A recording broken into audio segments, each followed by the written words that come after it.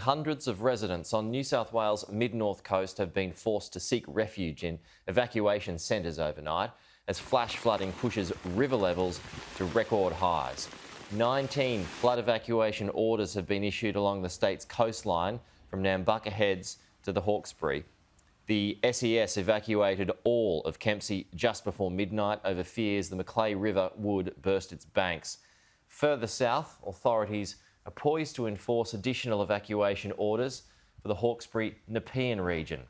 Residents in low-lying parts of Penrith, Richmond and the Hawkesbury Nepean Valley in general should be prepared to evacuate if required.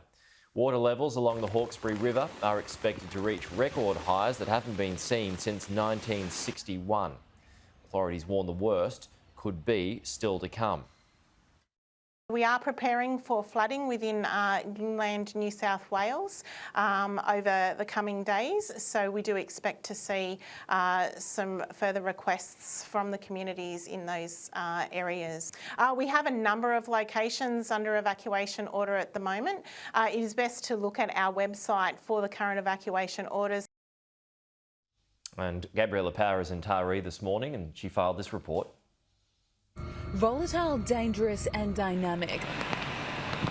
These are the once-in-a-century weather conditions battering the mid-north coast for a third day. We don't like to see our town washed away. Between 400 to 700 millimetres of rain has drenched the region this week, leading to record-breaking flooding. The Hastings River rising to 12.1 metres on Friday. Homes and businesses across the state going underwater. We could see totals up to 4 times the March monthly average falling in just 2 days. So for the communities in inland New South Wales, in the north and northwest slopes and plains, be really aware and alert of the fact that flood risk is heading your way. 1,500 people have been forced to flee their homes.